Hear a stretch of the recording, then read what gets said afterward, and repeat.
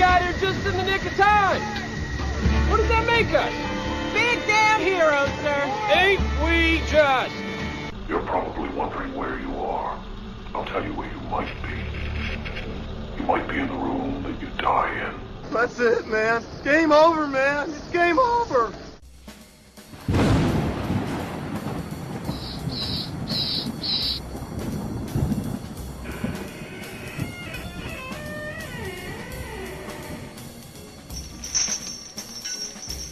Good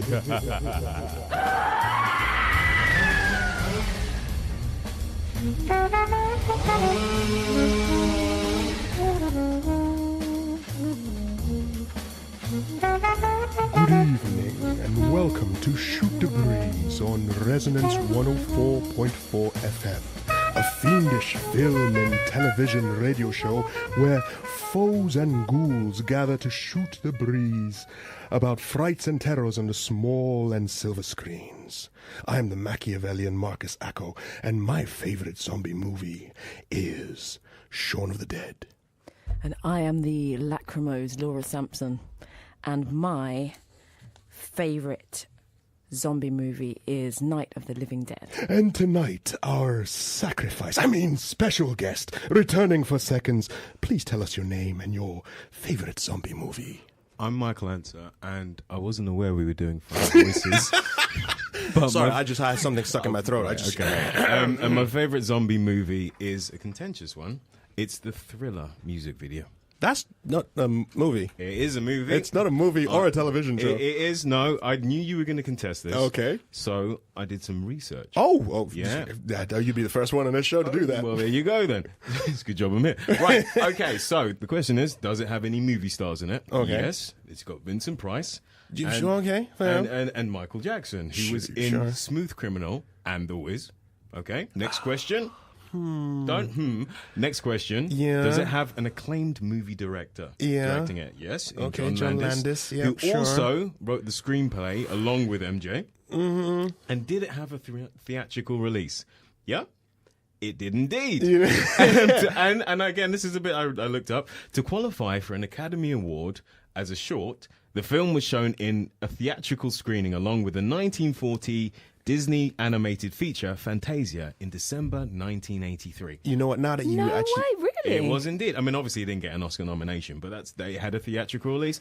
And as the point to clinch it, in 2009, it was inducted into the National Film Registry by the Library of Congress.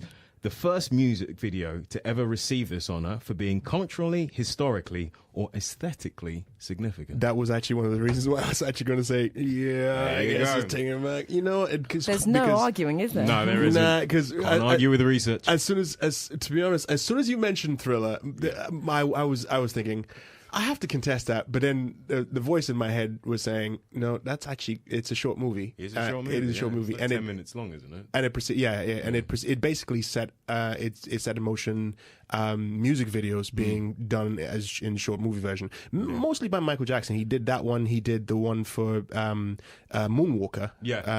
Which was the album was basically a movie, and then with Joe Pesci. And then in the 90s he did the other one for. What movie was Ghost? That was it. The Ghost one. The Thriller ripoff. But it's all right because he was ripping off his own work. Yeah. And I forgot to add he was paying homage to his own work. Yeah. Who does that? Well, I suppose if you're MJ, you can. But the thing I forgot to mention is that it was the first MTV music video premiere.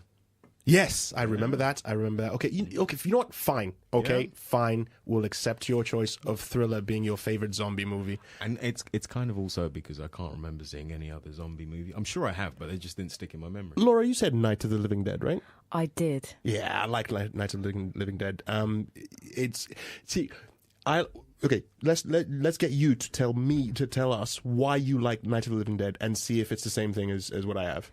I like Night of the Living Dead because it happens almost with no zombies until right at the end. Uh-huh. I like it because it was quite cheap, but it still looked really amazing. I like it because there is a really spooky child in it. I like it because somehow, quietly, for the 70s, there's black main actor. Yep. And it's just so... Which will come to why I like that film, but carry on. It's just so suspenseful. I came to this movie thinking that I did not like zombie movies. I went to a sort of a Halloween party, and there it was on screen, and I expected that I'd just be, drinking or doing something else. But I got completely hooked, and by the end of it, I felt really both scared and quite moved. So those are really the ingredients of a great film for me. I'll be completely honest. Night of the Living Dead is one of the best zombie movies out there. It pretty much was one of the first ones. Really, it started the whole zombie craze. It was George Romero that did Night of the Living Dead, right? Was, yeah. And he's known for being very political with his movies. And the one political statement he made with that movie, you mentioned it about the one black guy being in the film, was the fact that he was that black guy. Have you seen Night of the Living Dead? No, I haven't. I want to see it after this. Okay, I don't know if I should say this. Well, don't ruin it for me, because I won't watch it then. Okay, fine. It's a thing that happens with the black guy in the movie. Oh, and okay. it's I've like, heard. Oh, you've heard about it, right? Yeah, okay, yeah. fair enough. But people listening might not have heard about it. Okay, here's a question. How long do you have to last before you spoil it? Infinite. Really? Yes. So you're telling me okay. Yes. So I can't spoil a movie that was made in the 70s. I was going to go as far back as the 30s, but okay. No, seriously. Fine. Well, I like Night of the Living Dead because of what happened at the end. Good. But that's just me. And Shaun of the Dead. I mean, come on, Simon Pegg, Edgar Wright, Nick. What? What? No, I haven't seen it. Get out of the studio. What are you talking about? What, watch it now and then? Yes, go watch it. You know what? I'll wait. I'll sit here, wait. Just You go watch. Dead silence. It would be dead air. That's fine. I'll just play my ringtone and you go watch the movie, come back, and then we'll talk about Shaun of the Dead. Shaun of the Dead, okay, I won't spoil anything for you. Shaun of the Dead. Does it have zombies in it? It does have zombies in it. Shaun of the Dead basically came out after 28 Days Later. No, it was the first one in the Cornetto trilogy. It came after 28 Days Later, which a lot of people say. I have seen that, actually. You have seen that? Yeah. A lot of people still pick Thriller, though. People still argue that 28 Days Later is not a zombie flick because it had fast-moving zombies and the whole idea of that's nonsense. So there was that, and then 28 Days Later kind of kicked off the idea of fast-moving zombies. Right. Dawn of the Dead was remade by Zack Snyder after that with fast-moving zombies. So it seemed like they were moving towards zombies being, moving fast. Okay. Then Shaun of the Dead came out and they went right back to slow-moving zombies, but with the brilliant twist. It's a comedy. Yeah. It's a comedy horror, right? It's a horror comedy, and there's this one scene in it. I'm not going to describe what it is, but it basically whatever you want to poke fun at, whatever you poke fun at slow moving zombies, they poke fun of it. They use it to such comedic brilliance that. That is one of my favorite movies. It is in my top 10 movies of all time. That's why I put it as my favorite zombie movie. So what is the difference between fast-moving zombies and slow? Is it just a level of fitness before they became zombies? No, it depends on if you're to compare all of them. It's the nature at which they're infected. So. Right. With a lot of the slow-moving zombies, there is usually a virus. I mean, they call it a virus or whatever. With the 28 Days Later, and this isn't a spoiler. This happens at the very beginning. That movie. Yeah, it happens right at the very beginning of the movie. It's still a spoiler for anyone who hasn't seen it. Well, it's okay. It's rage-infected monkeys. That's basically what it is. It's not a spoiler. I've ruined that twist. It's not a twist. It literally happens. Maybe people don't know that plot point yet. Before the opening credits, it happened. So it's in the is it in the trailer? It's yes. If it's in the trailer, I'll let you have it. If it's not in the trailer, you've ruined it. I will say yes. You've ruined the movie, even though I am 99% sure it probably isn't. I will say yes. Right. So it's one of the things that rage as an infection. Yes. In that movie. Yes. So because of that, it's sort of in those zombies are fast moving. They're really hyper energetic. Well, if we're talking fast moving zombies, then I can remember certain films. So World War Z I've seen. Yes. The 28 Days, 28 Weeks film, films I've seen. Can't remember any others, but I'm sure I've seen them. Yeah, those ones sort of then it's because of 28 Days Later that they started introducing fast-moving zombies in films because of the whole idea that It doesn't add anything. But no, it in a sense it does. It takes away that whole issue. There's a Bill Cosby joke about mummies, who's scared of a mummy, like the old monster movies, The Mummy, because the mummy's walking very slowly, like, coming towards you. That's the same sort of thing with the zombies, right? It's like, how can a zombie really catch you? Did Muhammad Ali make that joke? No, he made a similar type of joke. Mummies. But about mummies, yeah. And so that's why 28 Days Later, they revamped it and said, and all the other zombie movies that came after it, like Dawn of the Dead, for example. I was an extra in the 28 Days or 28 Weeks movie. I've just remembered that. Thanks for just dropping that into. No, I wasn't a zombie. I was running away from zombies, but it's just a really random memory from one of my former lives. Anyway, so the reason why is because of that. So they get to remove that whole issue of you could run away from slow walking zombies. They made the zombies faster. Well, didn't they sort of crossed them with vampires? You know the I Am Legend film. That's actually I saw that too. Vampires. Yes, but they behave like fast-moving they're zombies. Vampires. They're outside the they're house. vampires. They're more vampires than zombies. Is that something that's but in it's the a trailer, Night of the Laura? Living Dead sort of a situation. Laura, is that information in the trailer?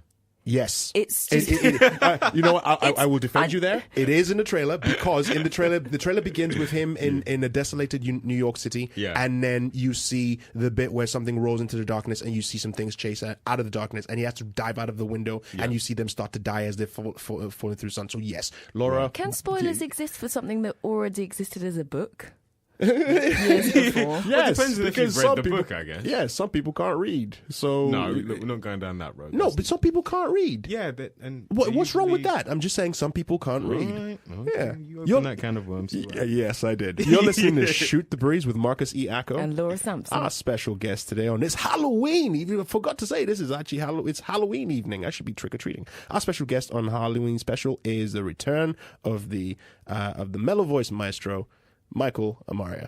Hello. All right, so coming up on the show, we will go through our box office top 5. Well, not our box office top 5, the UK box office top 5. We'll go through our film and TV discussion, and it's a good one this week. And we'll end the show with our Netflix and Amazon recommendation. But first, let us have some TV and film news.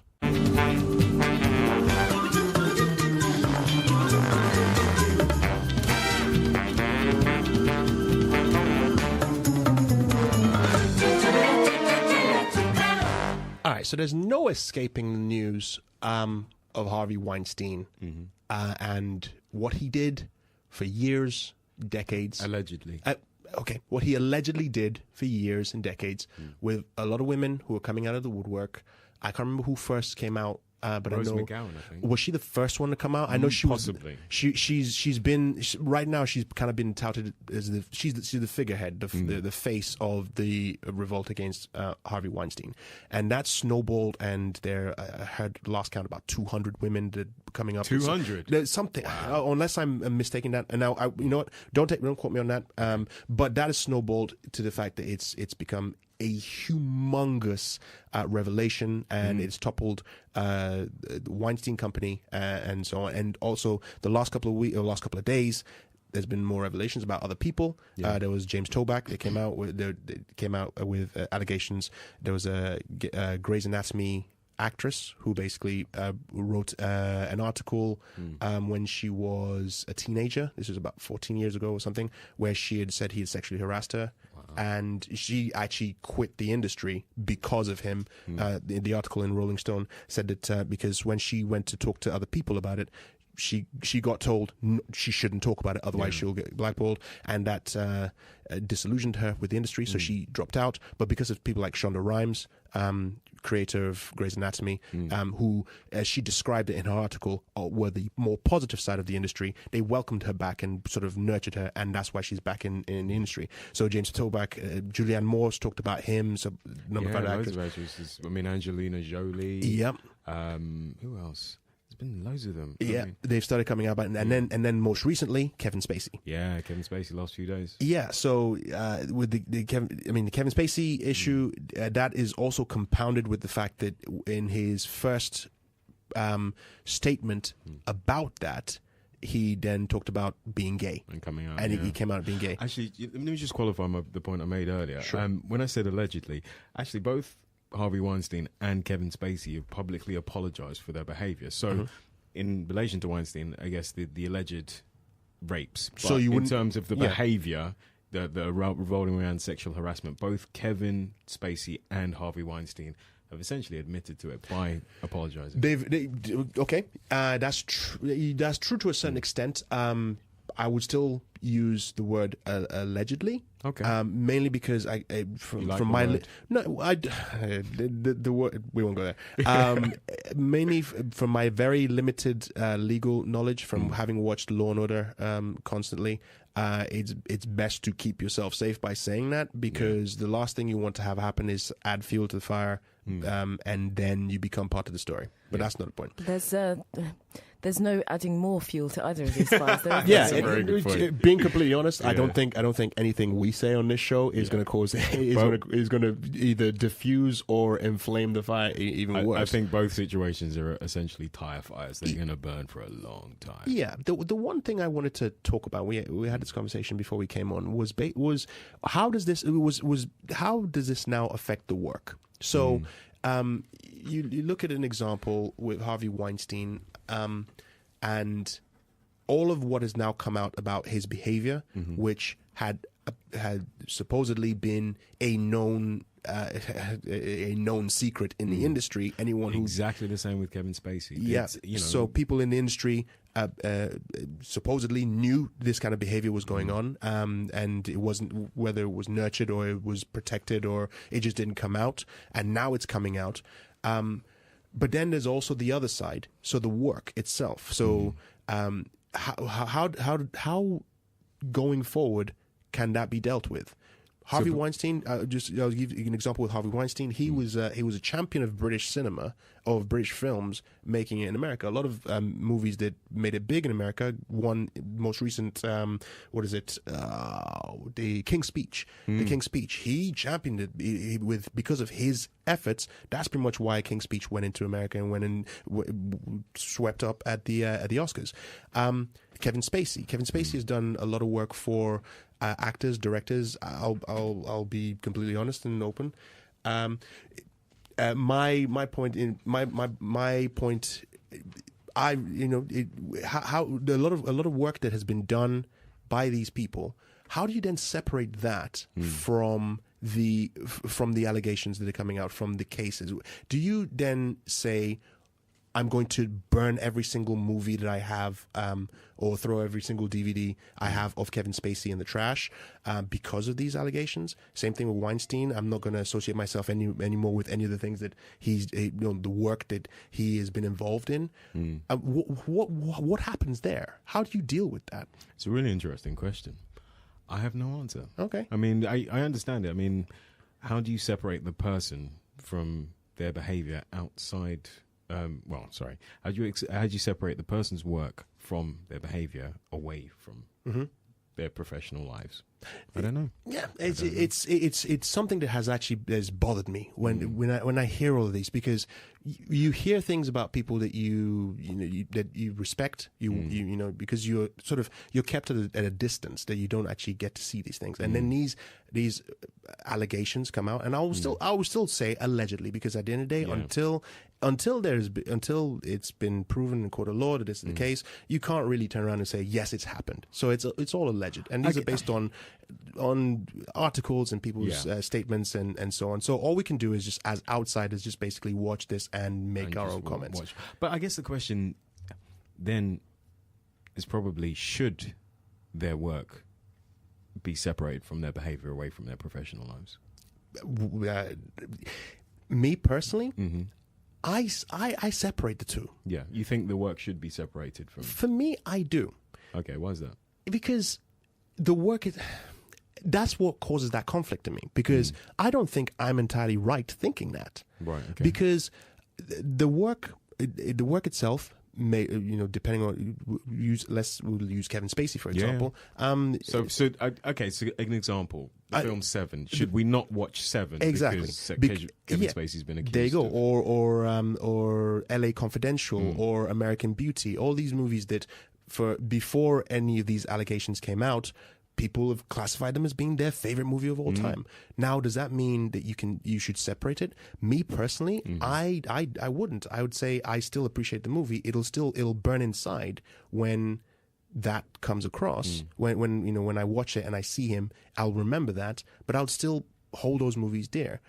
But there's a part of me that feels maybe that's not the right way to do it. Maybe that's not the right feeling to have. So I don't know. It's just it was just a thought I had, and I just wanted to bring that into conversation. I know I've sort of like killed the mood or whatever, but yeah, that's just my point. Wrong kind of scary for Halloween. Yeah, well, again, I know, right? You're listening to Shoot the Breeze with Marcus E. Acko and Laura Sampson. Our guest today is Michael Amariah. We're here talking films, movies. Let's talk about Laura.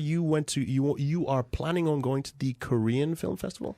Well, yes. London has been so rich in the past couple of months with film festivals with films from everywhere around the world. We've just finished the BFI London Film Festival, and also last week the London East Asian Film Festival. There were all kinds of movies, classic movies, new movies from all parts of East Asia. But this particular festival, which started a few days ago and goes on until the 19th of November, is specifically a South Korean film festival, which is run by the Korean Cultural Commission. And it's really exciting. It's full of names that I feel I ought to have heard of. Yeah. And so I'm really grateful that they're bringing over a festival that seems to be really brilliantly curated by academics and experts in the UK, and also people within the film industry in Korea. So you're going? I am. Okay. In fact, tomorrow I will be going to one of the films in their Classics Revisited strand. It's all about the work of a filmmaker called Bae Chang-ho, who was huge in the 1980s. Sort of, if you're a Korean in their sort of 40s, 50s, if you've never heard of any other filmmaker, you would have heard of this guy. He made loads of films, and the film tomorrow, which is the start of a retrospective series, is called People in the Slum, and it's a melodrama about poor people in Seoul, and a woman trying to raise her son and kind of trying to keep one step ahead of her slightly dodgy husband. Okay. It's going to be introduced by Mark Morris, and also the director will be there for a Q&A. Oh, okay. Another really good thing about this festival is that lots of the directors who are really hugely high profile in Korean cinema have agreed to come over, sort of helped by the Korean Cultural Commission. Is there listed Chan Wook Park on that list? He's my favorite Korean director. He did Old Boy. He did Lady Vengeance, and it's just he did Thirst, which on our first show, that was one of my number 4, number 5 of my favorite movies from East Asia. Chan Wook Park. He's very subtle, very colourful with what he does. If he's there, I will definitely try and get myself to go to and ask loads of questions about Thirst in particular, because I love that movie so much. Ask him about the octopus in Old Boy. Sadly, who's spoiling movies now? I just said ask him about the octopus. There's an octopus in the movie. Yeah, but now when I'm watching the movie and I see an octopus, I've already seen the movie, but I'm just saying now I know what the movie is. Someone else that hasn't seen the movie is watching it, an octopus happens, and they're like, "Oh, an octopus happens." I said there is an octopus, and he's been asked the question many times before. Fair enough. So is he going to be at the festival? No, but there is a whole strand of the festival which is really geared towards fans of his. Oh, fair enough. And it's a noir film strand, which is taking noir films from the beginning of Korean cinema right up to now, and included in that is the first film by the director Lee Chang-dong, who lots of people think is one of the greatest filmmakers ever, and who's just about to do a really rare film adaptation of a Murakami short story. It's really difficult to get the rights to Murakami's work. You know what? So I mean, he must have said something good there. Here's what I'm going to ask you to do. If when you go to the festival, I'd like to get 3 recommendations from you, so that I can go, because I need to expand my my Korean movie knowledge. So please, 3 recommendations when you go to that. Absolutely, I'm really excited about it, and the site, the website of the festival makes it really easy. They've separated things into particular strands, which is really helpful, and by venue as well. Yeah. There's a couple of really great venues that specialise in East Asian cinema that they've sort of taken over for the week. And if you want to find out more, you should go on their website, which is koreanfilm.co.uk, or follow their very active Facebook feed at the LKFF, or on Twitter at Korean Film Fest. All of the news about all of the films that are coming there are at least 3 or 4 showing a day from now until the end of the festival. Excellent. We're going to retweet their link so that the listeners and followers on our Twitter page and our Facebook page can get that information if they need to as well. Our Twitter is STB_Resonance FM. Our Facebook page is Shoot the Breeze on Resonance 104.4 FM. This is Shoot the Breeze with Marcus E. Acko and Laura Sampson. And our guest is Michael Amariah. Michael, did you want to say something? Yeah. Can I just do a super quick plug? Sure. Last weekend, I went to the Tate Britain and to see the Ray Harryhausen exhibition. Oh, nice! It was fantastic. I've just remembered that. Okay. So if no one's familiar with the name, it's the gent who made the creatures in classic films like Clash of the Titans and Jason and the Argonauts and stuff. Brilliant man. He's a brilliant man. So it's just an exhibition of some of the models of the creatures and the artwork that inspired him, and it's a fantastic. It's a fantastic exhibition. So if you're in the London area, head on down to the Tate Britain, and the exhibition ends on the 19th of November. So you've got until then. Perfect. The same day as the Korean Film Festival in London. Dilemma. What's going to happen? Which one are you going to... No, you have to go before then, obviously. All right, so as it's Halloween, because it's obviously it's quite spooky, we've introduced a new musical interlude. We're going to play a song from 30 Rock, the TV show. It's called Werewolf Bar Mitzvah. Oh man, Trey, look up at the sky. It's a full moon on the Sabbath. This is scary. Break it down. I was working late on my Haftorah when I heard a knock on my bedroom door. I opened it up, and to my surprise, there was a werewolf standing there with glowing gold eyes. He says, tomorrow, my son, you will be a man. But tonight's the time to join the wolfing clan. Tomorrow you will stand at the beamer and pray. But tonight, let's gaze at the moon and bathe. Werewolf for mitzvah, spooky, scary. Boys becoming men, men becoming wolves. Werewolf for mitzvah, spooky, scary. Boys becoming men, men becoming wolves. All right, that was great, Trey. Okay, it's over. That's a wrap. Oh. The next day, what happened? The trauma didn't teach. Oh, there's more. I got up in front of everyone to give my little speech. Then my teeth turned into fangs and my nails into claws. And I nearly dropped the Torah when my hands turned into paws. I growled and I roared and my rabbi did as well. It was a walking werewolf zoo at Temple Beth Emmanuel. Hey man, where'd you learn all these Jewish words? My manager Harvey Lemmings. Werewolf bar mitzvah, spooky, scary. Boys becoming men, men becoming wolves. I just don't think the idea of the song can sustain itself for that long. It seems a little sweaty now, so. This whole premise is sweaty. We had a reception at the Richmond Country Club. They served a real nice brisket and an 8-foot party sub. I danced with my cousins, I got money from my folks.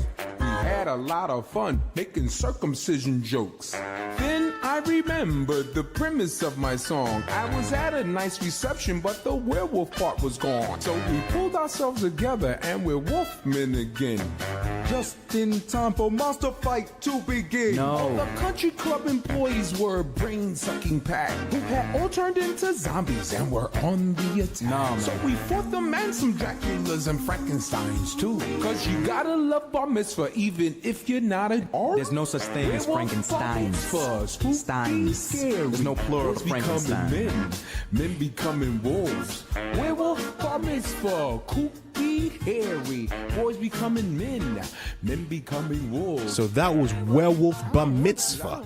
Now, one of the reasons why I wanted to bring this song up was because, I mean, 30 Rock is one of my favorite TV shows of all time, created by Tina Fey, starring Tracey, Morgan, Alec Baldwin, Tina Fey, and one of the writers on the show, in fact, one of the writers of this particular song that's playing, was Donald Glover. Thank you, Donald Glover. I every episode I get the opportunity to, I champion Donald Glover's work because I think that guy's amazing. I mean, he's had 6 or 7 different careers that he's retired from. He's not retired from 6. Yeah. He has 6 or 7 careers. He's retired from like 2. Yeah, music and the rapping so music many and track. Stand-up comedy.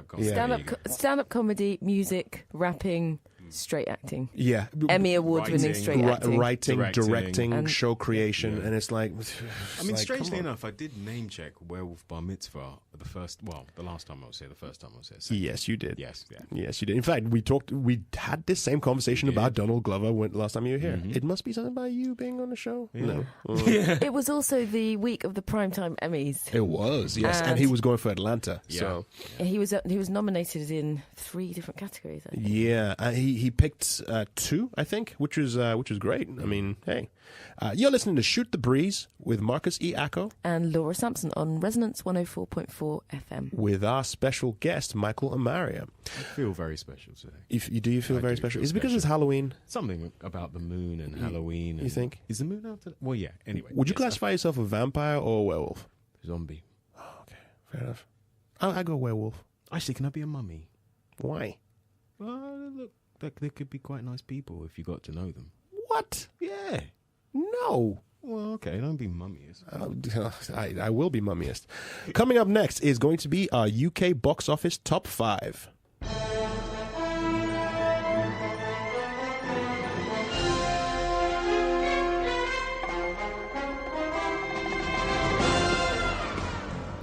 So, number 5. Something that's dropped from number 1, number 2, and just went straight to number 5, which is Blade Runner 2049. Now, I've seen it. Laura, you've seen it. Michael, have you seen it yet? Fine movie it was. I've not seen it yet. I did want to watch it today before the show, but it's like 3 hours long. And there was no way I'd make it in time. It's a good film. Definitely go and see it. It's very beautifully made. Denise... I'm gonna massacre his name. So just go see it. It's really I'm definitely gonna see it. I mean, I read the book that the original is based on, Do Androids Dream of Electric Sheep. Yeah, I'll be honest. It was, for me, a bit anticlimactic. I thought the movie was a bit anticlimactic again. I know it's considered a masterpiece, but for me, it didn't really float my boat. But I am going to give Blade Runner 2049 a watch. You should. It's a beautiful movie. Ryan Gosling is very good in it. He's a very handsome man. He is a very handsome man. Yes, he is. Man. So I definitely recommend it. I mean, I have heard a number of people complain that it was too long. My feeling on that subject is it's not too long. It's just that a lot of people tune out because it doesn't do a lot in the time that it has that will keep on trying to grab your attention. Right. It's not a movie that desperately seeks your attention. It's basically saying, look, I'm beautiful, I'm here, either enjoy me or there's the door. How does it compare to the original? I think it's more beautifully made than the original. I think, my personal opinion, in the original, the villains are stronger than in this one. Okay. But that's just my own personal opinion. It's not really about the villains, though, really, is it? It's in the second one, it's about what counts as a villain or what counts as a human. There are all kinds of questions sort of bubbling up and down. And I really thought that Ryan Gosling and Harrison Ford's performances were incredibly nuanced for what I was expecting to go and see sort of a science fiction action movie, but it was a lot more. It was a lot richer and more character driven than that. So I'm quite looking forward to seeing it again. Sold because it to me, Laura. Absolutely, and that's the thing. I think you definitely enjoy on repeat viewing because you'll pick up on a lot of things, just like the first one. You'll pick up on a lot of things that you didn't pick up the first time. I've seen the first one twice; it still feels the same. But this one sounds a lot better, so I'm definitely going to check it out. Well, number 4 is Death of Stalin. This is Armando Iannucci. It's got Steve Buscemi in it. It's got Jason Isaacs. Hello to Jason Isaacs. It's got Jeffrey Tambor in it as well. Rupert Friend. It's Armando Iannucci. If you like thick of it, you'll love this movie. If you like Veep, you'll love this movie. And it's fast paced. It's wacky. It's set in Russia. It's basically following the events after Stalin dies, right? And the power struggle that occurs in the immediate, well, actually in the aftermath of thing, going to a coma and so on and so forth. And all the actors have their own natural accents, although Jason Isaacs puts on a different accent. And it's not like they're not trying to be Russian. Right. Steve Buscemi goes on full Jersey accent. Nice. And it's like, yeah, so it's good. So yeah, it's I liked it. I saw one snooty remark, review about it, and that snooty review was a 3-star review. Okay. So it had, the last time I checked, it was 96 fresh on Rotten Tomatoes. That's and really 96. Yeah, 96%. So that's fresh. good. That's very fresh. Number 3 is Lego Ninjago Movie. This movie I've seen. If you like the Lego Movie, if you like the Lego Batman movie, then you may like this movie. I loved the other 2 movies. Yeah. I enjoyed this movie. I'd put it as the 3rd in my favorite list. What was lacking about it compared to the others? It's the jokes weren't as clever as the Lego movie. It was a writing. I think for me personally, one of the reasons why I had high expectations. The people that were, you had Michael Pena, you had Dave Franco, you had Kumail Nanjiani. The voice talent behind it was exceptional. Jackie Chan's in it as well, and I'll see anything Jackie Chan's done. My expectations were a lot higher than what was given to me. Okay. When Kumail Nanjiani would start talking, I'd expect him to have a lot more witty dialogue coming in. Obviously, it's not his fault. He's a stand-up comedian, and he's funny for himself. The Big Sick is an amazing movie. He wrote, directed the movie. Yeah. It's a great movie. So it's semi-autobiographical or something. Yeah. But he's constrained by the script. Although I think Justin Theroux, who plays Garmadon in it, is fantastic.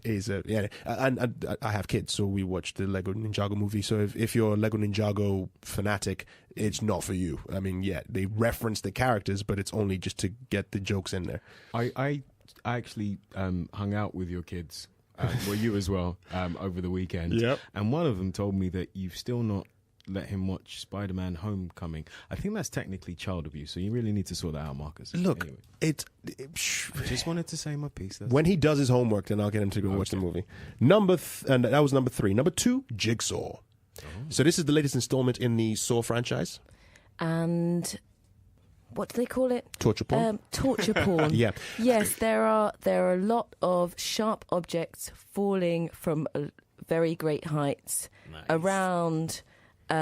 Just by the side of, sometimes through the heads or limbs of various characters in the movie, and that's the movie. Yeah, I mean, it's come out at exactly the right time, hasn't it? Yes, that is the case. I mean, it's Halloween, so that this type of movie is going to come out, and it'll dominate at the box office because torture porn has become it's become what people associate horror with being. Is that really a genre now? Torture porn, it is. Yeah, of course, like Human Centipede and stuff. Yeah, and it kind of the term itself kind of got coined after Eli Roth's Hostel. Was it Cabin Fever? Or he did Cabin Fever first. No, actually, Cabin Fever was his first movie. Hostel was his next one, which basically was that. It's basically you're watching people just get massacred in the most gruesome, torturous ways. Does it count as torture porn if it's torturing the audience? Because I watched The Room on the weekend. That was really painful.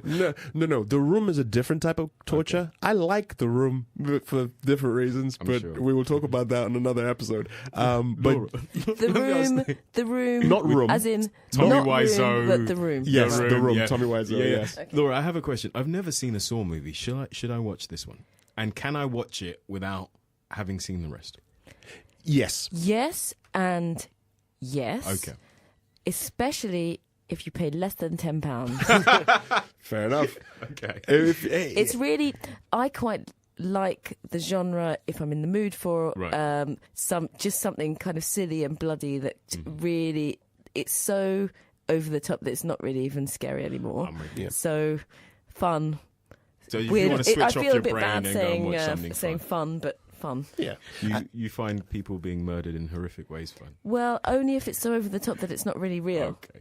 And that was. I hope it's not really real. Yeah. Well, it's not a snuff movie, exactly. That was Jigsaw at number 2, and number 1, Thor Ragnarok 3D. Now, this one, I haven't seen it yet, but I am going to see this one. Literally, if I could walk out of the studio to go and watch that movie, I'll go and watch it. I'm a huge Marvelite. I love them. I've seen all the Marvel movies that are racked up. I want to see this one. Chris Hemsworth is doing an amazing thing. Is doing amazing things with as Thor.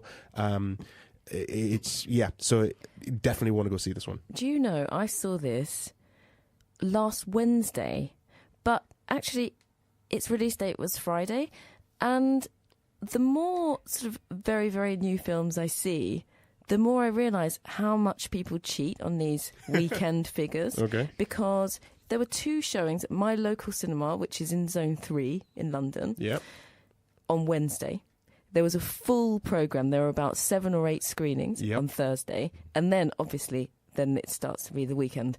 Friday is part of the weekend for purposes of the top 10, isn't it? That's a well-known industry trick. Basically, you for weekend figures, the weekend technically starts on the Wednesday, and then they start showing from Wednesday, Thursday, Friday, and they rack up all those figures, and then they put it for Thor Ragnarok. They don't have to cheat with those kind of figures.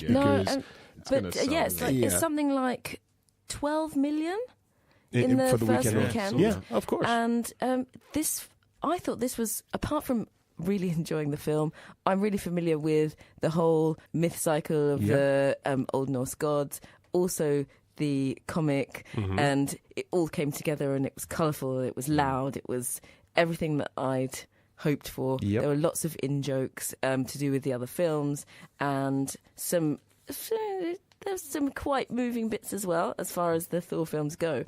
But I was really interested by how it's come out in territories other than the US before the US. Yeah. Oh, wow. I did not know that. And is that because of the director not being American? Not necessarily. Is that like a normal strategy for? It's not a normal strategy because normal strategy would be to go to America first, release it there because you get most publicity coming out there. Where did it come out before America?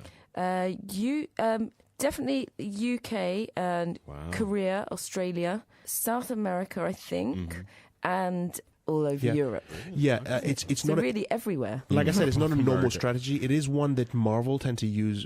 I've started using recently. They did with Captain America: Civil War, I believe. Not Civil War. Civil War is the one with Iron Man. Yeah. Winter Soldier. No. I'm thinking Civil War. War actually. Captain America: Civil War. They released it in the UK first before they released it in America. I understand the strategy. The strategy is basically to because America once you release it in America, it's big. With the exception of Asia, China, where you can have a movie that will open up and just blow your box office away. That's a strategy where basically like for example, I think it's The Mummy, one of the Tom Cruise movies, bombed in America but went to China and just raked it. And Geostorm the same, isn't it? It's coming up for 40 million in China. Yes, but exactly. Everyone in the US and all the reviewers who I read one of the reviews last week on the show, and it was not kind. Oh, yeah, fair enough. Hey, so with Thor being released everywhere else except America, it's just a tactic that's being employed. Not a lot of distribution companies do that. It's a relatively new tactic. Looking at it from my own point of view, why that would be the case would be because you want to gather as much as you can from other regions first. And that would boost popularity, boost name recognition across the globe, and keep the American audiences hungry, waiting for the movie. So the moment it comes, because they've heard everyone else has got it, and now it's like, why don't we have it? Why don't we have it? It's sort of like the whole thing about you don't want something until you're told that someone else is having it before you do. It gets the people who don't know about it that much to want to go and get it. The most interesting of these, I mean, this is a week for lots of different strategies to be employed. I guess it's created a really big week for films coming out. But I just wanted to mention that the newest Pixar movie hasn't come out in the United States first either. And it's the fact that in Mexico, El Dia de los Muertos, which is what the film is about, is a festival that's happening this week. Yeah. It's happening tomorrow. But perhaps I wonder whether there's more to it than that within the strategy. No, that would probably be the case because it's about that particular festival, so it makes sense to release it when that festival is at its peak, when it's going to happen. But in Texas and California, I would expect. Yeah, true. They'll have to wait, I guess. But here's the thing. Now, how big is Halloween in Mexico compared to America? Wow. In America, Halloween's huge in America. Yes, but that's my point. Halloween is huge in America. Yeah. Loads of movies are coming out targeting Halloween, right? Yeah. So you don't want to have a Pixar. No one's going to go watch a Pixar movie for Halloween when you can watch Jigsaw or you can watch, Happy Death Day. Maybe kids. Yeah, but that's maybe kids would prefer to watch a Pixar movie rather than torture porn. But that's the thing. It's sort of the Halloween market isn't really targeting the Halloween TV, movie market. Yeah. Doesn't tend to target kids. Plus, this movie that you're talking about, the Pixar movie, they can release it in America anytime. Called Coco, sorry. Coco. Oh, yeah, Coco, they can release that in America anytime, and they can get the kids. It's starting to sound like this whole way of doing it, releasing movies before in other territories before the United States, it's starting to sound like they do it with movies they know are going to sell really well in America. Yeah. Well, yeah. Is it fair to say that? Maybe. It's a strategy. We need to get a distributor on the show. We do. If you are listening to this show and you are a film distributor, we need you. Please email us or tweet us or Facebook us and come and solve our conundrum for us, please. Speaking of which, this is Shoot the Breeze on Resonance 104.4 FM with Marcus E. Acko. And Laura Sampson. And our guest tonight is Michael Amariah. Hi, yeah. Now, I know I'm conscious of time, so I want to hit our top 5 film and TV discussion before we move on to Netflix recommendations and then say goodbye to everyone else. Tweet us on Twitter at STB_Resonance FM or hit us on Facebook, Shoot the Breeze on Resonance 104.4 FM. But first, our top 5 film and TV discussion.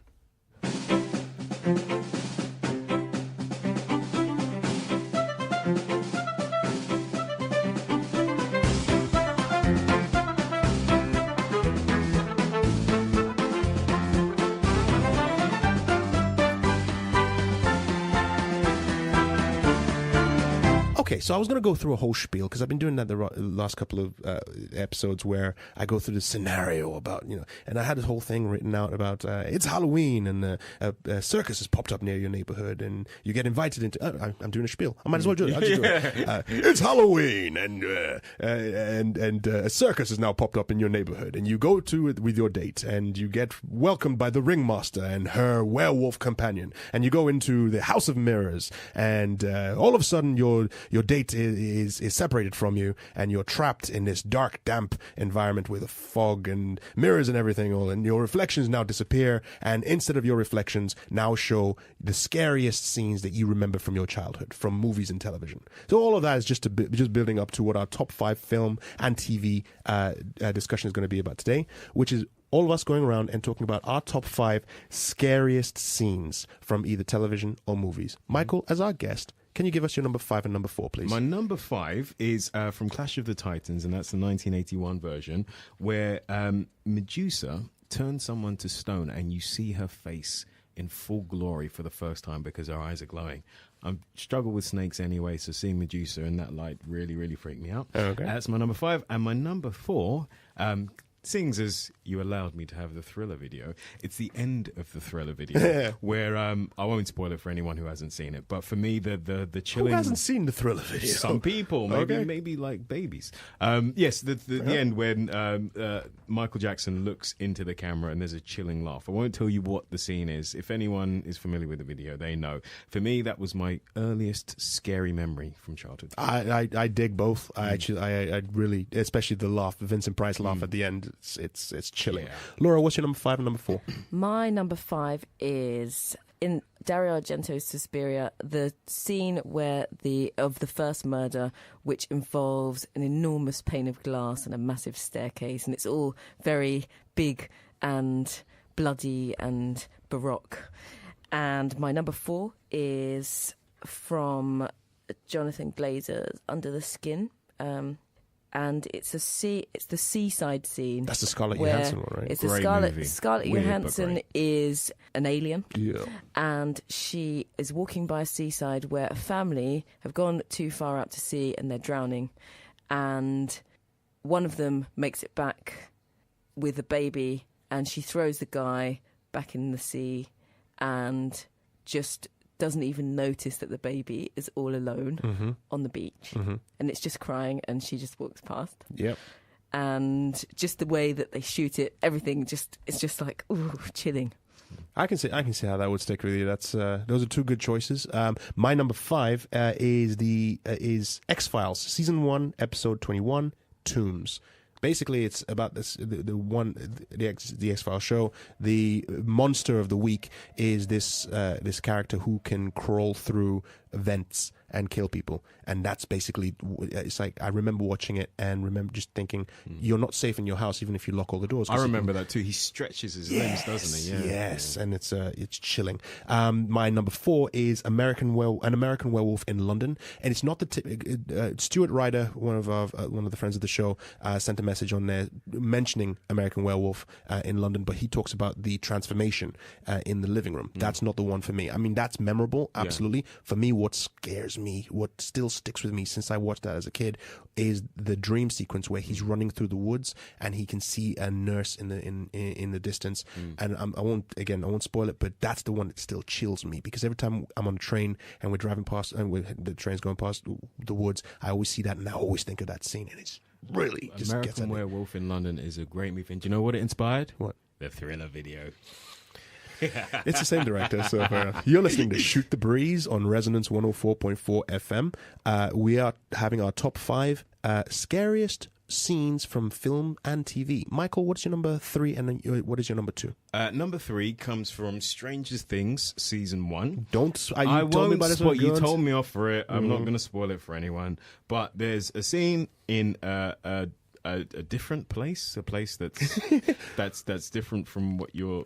What the most of the where most of the season's set, and something comes out of someone's mouth. Okay, that's all I'm allowed to say. That is all you're allowed to say. Scared the bejesus out of me. So that's my number 3. My number 2 is from a movie called Ju-On, which is the original Japanese version of what was later The Grudge, starring Sharon Michelle, and it's the staircase scene. Again, I'm not going to spoil anything for anyone, but yeah, you'll know what I mean when you see it, and it scared again the bejesus out of me. Both very, very strong ones, especially the Stranger Things one. I'll talk about Stranger Things later on, but very good ones. Laura, what is your number 3 and number 2? Well, my number 3 is from the film Event Horizon, and it's the scene where, how do I do this without spoiling it? Is there anyone who hasn't seen Event Horizon or who actually still wants to? It's a scene that involves somebody in a trance, a space vacuum chamber, and a locking mechanism. It's just... You're not giving anything away, it's okay. A hugely suspenseful near-death experience, which is the beginning of lots of things much worse.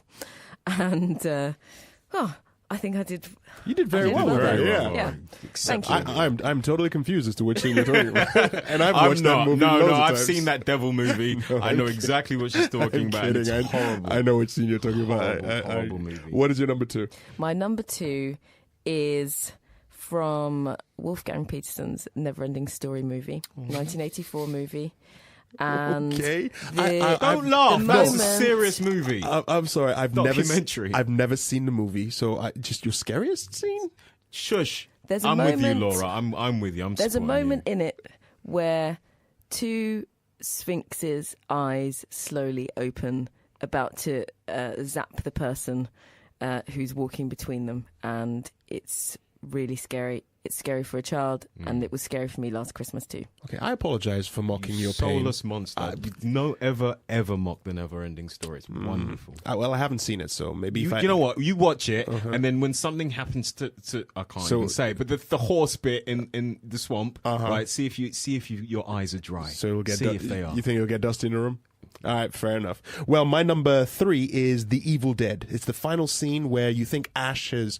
Okay, I won't spoil it because it's the end. But it's the final scene in the Evil Dead movie. If you've watched it, you know what I'm talking about. If you haven't watched the Evil Dead, go and watch the Evil Dead. It's very good, very good. My number 2, Candyman. I to this day cannot say Candyman 5 times in front of a mirror. Candyman. I can't even do it now. I can't even do it now because it is just Tony Todd is amazing in that movie. It is brutal.